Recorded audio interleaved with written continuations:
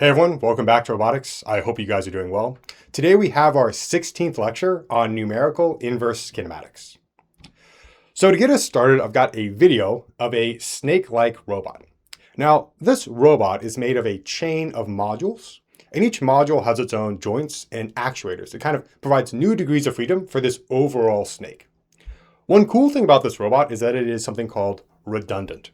And what redundant means is that this robot has more degrees of freedom than it strictly needs for its task space. So if you think about a robot moving in our three-dimensional world, it's going to need position in X, Y, and Z, and then rotation around the X, Y, and Z axes. So you could make a robot with 6 degrees of freedom and it can move anywhere in our three-dimensional world.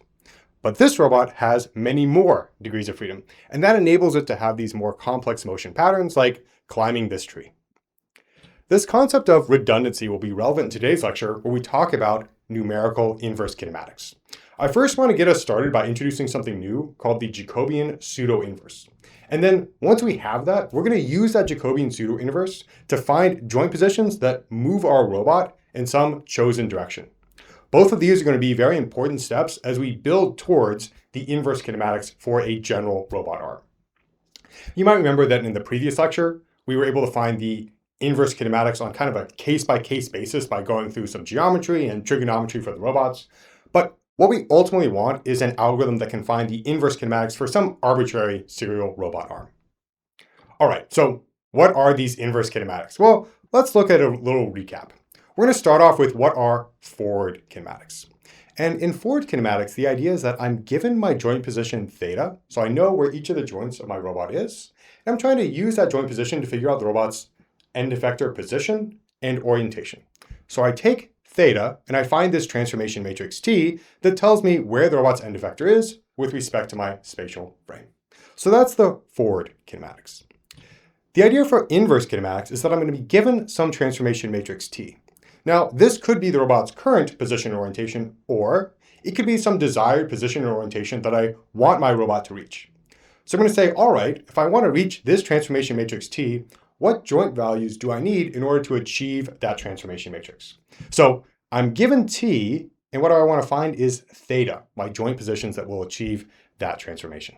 And that is the inverse kinematics. And kind of like the name suggests, the inverse kinematics is the opposite to the forward kinematics.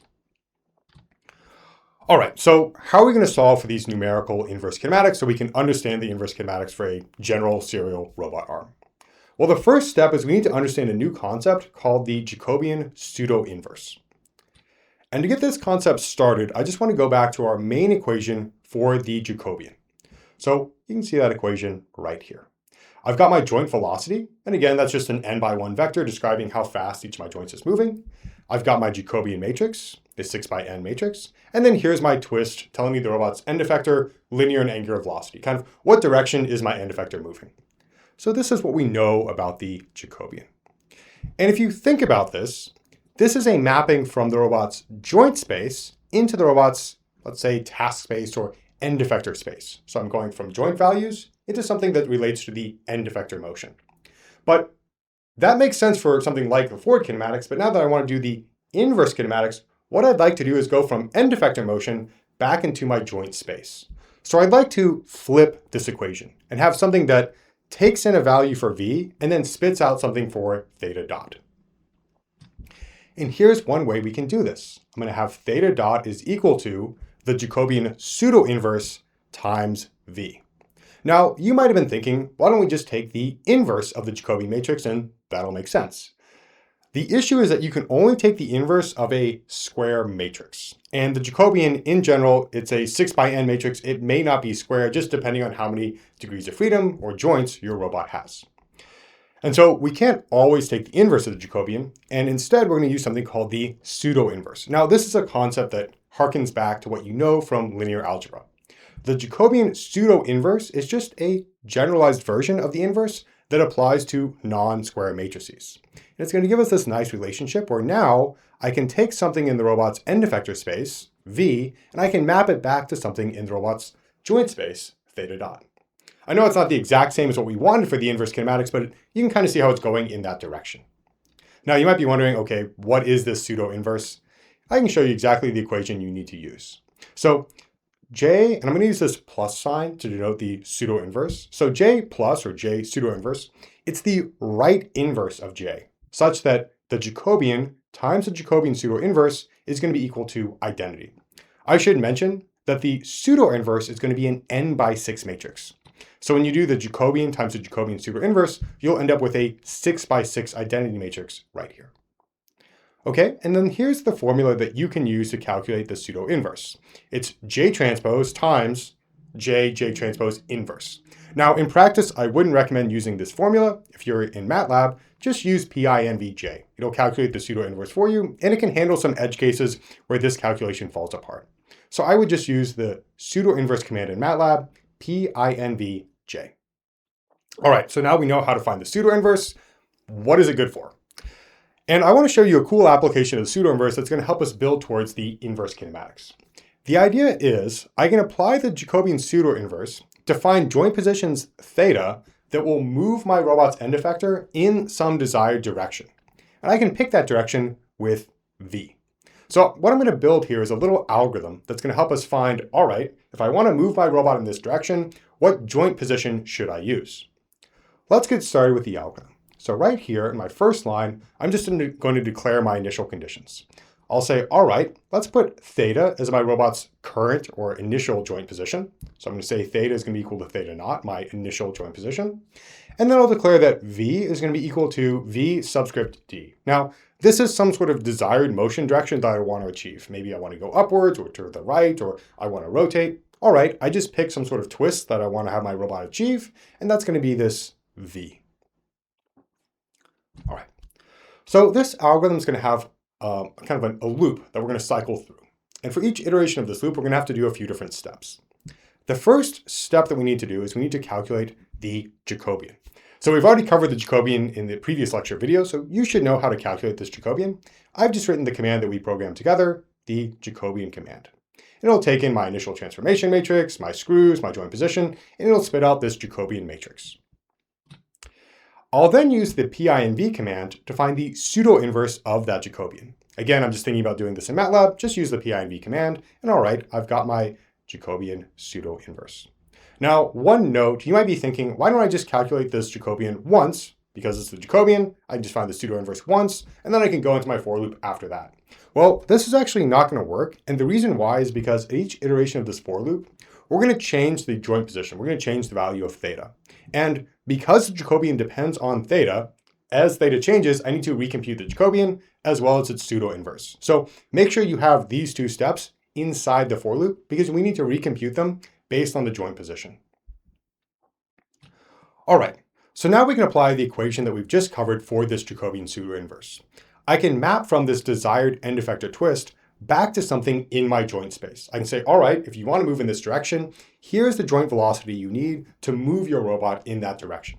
So I'm mapping a twist back into a joint velocity with this equation. Great. Now that I have that joint velocity, I'm just going to integrate it to find a new joint position.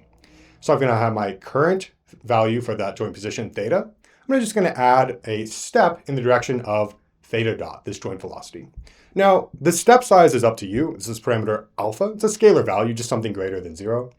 I would pick a small value. That'll just have, maybe you'll have more steps, but they'll be smaller and more precise steps, so you don't miss anything. So maybe something like alpha is equal to 0.01. So you have a nice numerical integration here that'll give you a new joint position. Once you have that new joint position, you can go back through your for loop. You can say, all right, now I've got this new joint position. I'm going to go back, recompute the Jacobian, find its pseudo-inverse, and then get a new joint velocity that'll keep moving me in this direction, V. Overall, what this algorithm is doing is it's taking some sort of desired motion direction, V, and it's mapping it to new joint positions that will achieve that direction of motion. Maybe it's a little bit abstract just looking at the steps of the algorithm, but I can kind of show you what this looks like in practice. And to show you, I'm going to use a robot that's kind of like that snake robot that we saw at the beginning of the lecture. This is going to be a 4 degree of freedom redundant robot that's moving in the XY plane. And you can see the robot over here. Here I've got my spatial frame with the X, Y, and Z axis, and Z is coming out of the board towards you. The robot has 4 revolute joints, and each of these joints, as you can see, is lined up with the Z axis. So I've got joint positions theta 1, theta 2, theta 3, and theta 4, and then here's my end effector. Now, I'm calling this robot redundant, and maybe you want to pause the video and think about why. If you remember the definition that we gave for a redundant robot, a robot is redundant when it's got more degrees of freedom than is necessary for its task space. So here, if I'm thinking about a robot moving in a plane, I need to worry about my XY position, and then of course my orientation around the Z-axis. So I need to worry about 3 degrees of freedom. But this robot has 4 joints. So it actually has 4 degrees of freedom, 4 greater than 3. It is a redundant robot arm. All right, so I'm going to show you some videos. And in these videos, what I'm going to do is I'm going to use the algorithm that we just talked about to find new joint positions that move my robot in a chosen direction. Let me explain this slide in steps. We'll start off over here. This is the direction that I want to have my robot move its end effector. So I've chosen some twist V that I want my robot to achieve. As a reminder, for the twist, the top 3 elements are going to be your angular velocity, and the bottom 3 will be your linear velocity. So I've said, all right, I don't want any rotation around the X, Y, or Z axis. All I want is a translation in the X axis. So we're going to translate in the X axis. Now here is my video. The X axis is here, and here's my Y axis. The Z axis is coming out of the board towards you. This is the base of my robot. That's its first revolute joint. I've got my first, second, third, and fourth joints. And then right here, this circle is supposed to be the robot's end effector. The robot starts off in this joint position, kind of starting off to the left. And then over time, it moves its end effector to the right. And what I'm doing right here is I'm just visualizing the algorithm that I just showed you. I spell out the exact values for its initial joint position, theta naught, and then its final joint position after 100 steps or 104 loops of that algorithm. And that's going to be theta 100. That's the final joint position over here. Now, the visualization is just so you can kind of get a better sense of what's going on under the hood for this algorithm. Really, all we're going to care about in practice is the input-output. So I'm going to input, I want to move this direction, and this is my current joint position. And the output's going to be a new joint position that has moved my robot in that direction.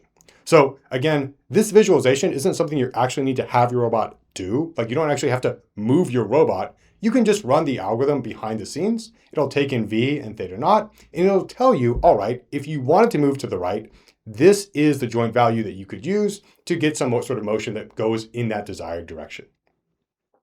Of course, we're not just limited to moving along the x-axis. We can pick different directions of motion. So here it's the exact same setup, but I've now chosen a different value for V.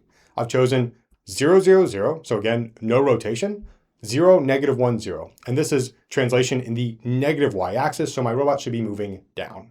You can see how it's got its initial joint position, and then I find these new joint positions that are going to cause my robot to be moving down. And here I'm printing out my output over here. All right. And then finally, I've got a video where we're just rotating our robot's end effector. So I've got no motion for the linear component. And then for the angular component, I've got 1, just to say, all right, I want to have pure rotation around the z-axis. So here's my robot's base, and then here's the robot's end effector. And if we play that video again, you'll see that the robot rotates each of its different joints, so it can move purely around this, move its end effector purely around the z-axis. And again, here's my final joint position.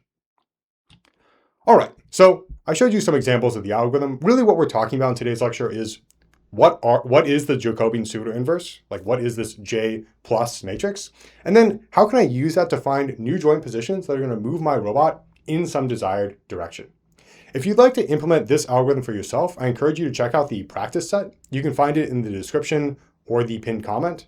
The first page has got the problem set, and then the following pages have the answers. I also will provide some code to help you get started in building this Jacobian Pseudoinverse and using it to find different directions of motion.